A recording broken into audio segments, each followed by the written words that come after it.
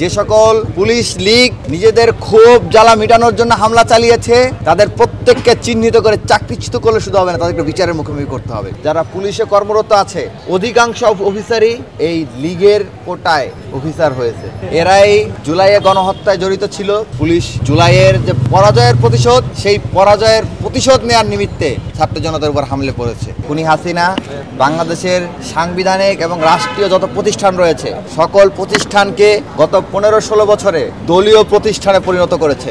পুলিশের কথা যদি বলি, পুলিশের এসআই, কনস্টেবল, এসপি এগুলো নিয়োগ হয়েছে কে লীগের কত বড় ক্যাডার ছিল সেটার উপর ভিত্তি করে। এবং বর্তমানে যারা পুলিশে কর্মরত আছে অধিকাংশ অফিসারই এই লীগের কোটায় অফিসার হয়েছে। তাদের গায়ে যদি আপনারা নীল কালারের পুলিশের পোশাক দেখতে পেলেও তার ভিতরে মূলত মুজিব কোটি পরিহিত থাকেন তারা, এবং তাদের হৃদয়ে তারা আদতে সাইন করে বাংলাদেশ গভর্নমেন্টের কাছ থেকে বেতন নিলেও তারা মূলত দিল্লি ক্যান্টনমেন্টের এজেন্ডাই বাস্তবায়ন করেন।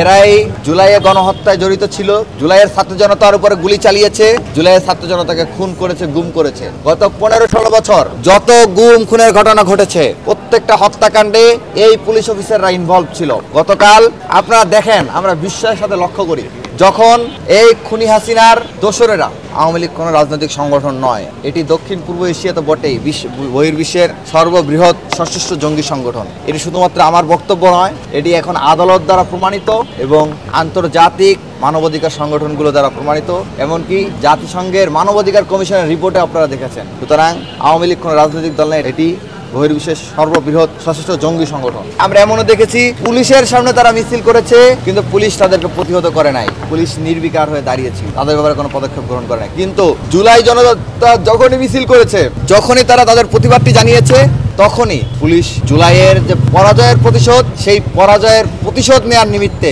অন্যরকম একটা ক্ষোভ নিয়ে ছাত্র জনতার উপর হামলে পড়েছে।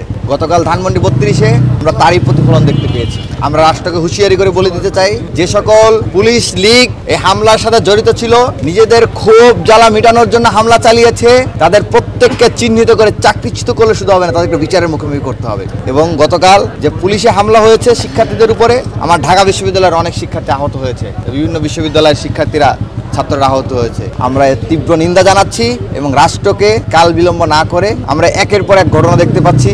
আমরা দেখলাম শিক্ষকদের উপর হামলা চালানো হইলো, আমরা দেখলাম ইবতেদায়ী শিক্ষকদের উপর হামলা চালানো হইলো, আমরা এর আগে দেখলাম শ্রমিকদের উপর হামলা চালানো হয়েছে, এর আগে ছাত্রদের একাধিক আন্দোলনের পর্যায়ক্রমে হামলা দেখছি।